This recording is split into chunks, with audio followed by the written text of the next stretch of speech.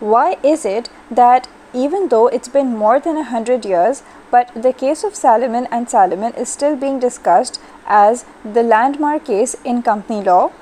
Well, it's thanks to this particular case that the principle of limited liability has not been in doubt since the 19th century, so it has scarcely been questioned ever since this case set the precedent for all future cases.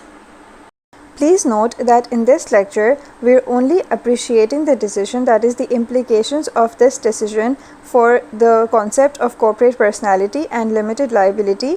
However, in other videos, I have already discussed the facts of this case, the issues in this case, and of course, the decision in this case. So as we begin to analyze this case, the first point to note is of course the fact that Mr. Salomon did not just put a value on his business that was quite a bit on the high side, much more than it was actually worth, but that the real genius of Mr. Salomon was actually in the way he structured the entire transaction. So as we already know, Mr. Salomon ended up not just as the vast majority shareholder with 20,001 shares, but also that he was a secured creditor because of the debenture. By the way, when I explained the facts of Salomon, I have already discussed the meaning of a debenture, and I will be discussing debentures in further detail in another lecture. For now, let's just stick to the case of Mr. Salomon. So as soon as the newly incorporated company purchased the sole trading business from Mr. Salomon, what has happened is that on the ground, almost nothing about that business has changed except for the sign outside which contains the word limited added at the end of the name of the business. But legally, if you think about it, everything had changed. So in short, Mr. Salomon's personal liability for the debts of the business has now changed completely from unlimited liability as a sole trader to limited liability as a mere shareholder in the company. And this is going to be very easy to understand if you think about it by way of an example. So let's say that before the change in this legal status, let's say that you were a creditor who was dealing with Mr. Salomon as a sole trader before the change in legal status, and therefore Mr. Salomon as a sole trader was going to be liable for all the debts of the business. And what this meant was that if the business did not go as well as expected, that is, if things did not go well with Mr. Salomon's business while he was a sole trader, this meant that as a creditor, you could still go after Mr. Salomon's personal assets, that is, make him personally liable for the debts of the business. However, after incorporation, that is, once the sole trading business was now incorporated as a company and no longer operating as a sole trading business, the situation has changed completely. Why? Because Mr. Salomon is not going to be liable, that is, he is not going to be personally liable for the debts of the company in case the company fails.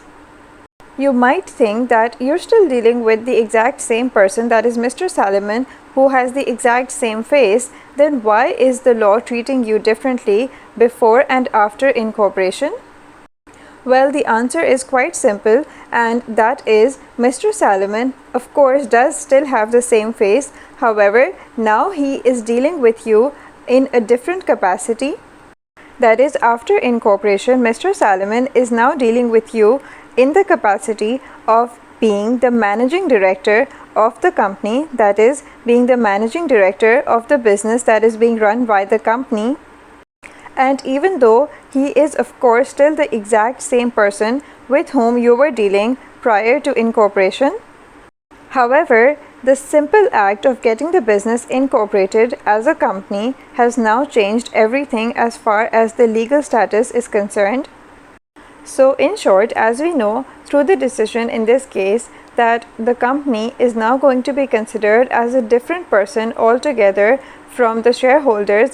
And even though it is possible that after incorporation the business is precisely the same as it was before, that is, it's being owned by essentially the same person, and the same person is also acting as the manager. as the manager, and of course, most importantly, the profits of the company are being received by the very same person. But when it comes to the question of liability, then as far as the law is concerned, the company is going to be considered as a separate person, and therefore when the question arises as to who is going to be liable for the unpaid debts of the company, then the answer to this is simply that the shareholders are liable only to the extent of their shareholding in the company, that is only to the extent of their stake in the company, and not a penny more than that. And therefore, as we saw in this case, even though the creditors tried to argue that the company was just a sham acting as an agent for Mr. Salomon, and that Mr. Salomon should be held personally liable for the debts of the company, but the House of Lords disagreed with this reasoning on the basis that the fact that some of the shareholders were only holding the shares as a technicality was irrelevant, and as far as the company was formed validly according to the relevant Companies Acts which existed at that time, then the business belongs to the company and not to Mr. Salomon anymore, that is, not to that sole trader anymore. So as far as the law is concerned, all that matters is that the company should have been formed in strict compliance with the relevant Companies Acts. The most crucial point to note is that this is so regardless of the fact that a company may effectively be a one-person company. That is, the Companies Acts were merely used as a tool by an individual, that is Mr. Salomon, in order to carry on what was in reality his personal business. So in short, the fact that some of the shareholders, that is the family members of Mr. Salomon, were merely holding shares as a technicality was irrelevant as far as the law was concerned, and it was enough that the technical requirements of the Companies Acts were complied with. To put it very simply, the Act required 7 members, this company had 7 members, and therefore the company was indeed validly formed, and this means that the protection of the Companies Acts as regards limited liability would apply to Mr. Salomon's company. In this particular company, there was no separation between ownership and control because of the fact that Mr. Salomon both owned and controlled the company. And he was, as we can all see very clearly, a very clever individual because he was very smart in understanding the implications of registration, that is, the implications of incorporation.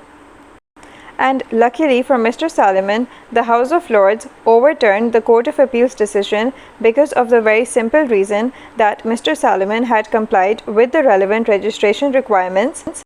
The relevant registration requirements at that time required a minimum of 7 members in order to form a company, and 7 means 7, so it is irrelevant that Mr. Salomon was himself the majority shareholder while the other 6 people were just holding the shares as a technicality.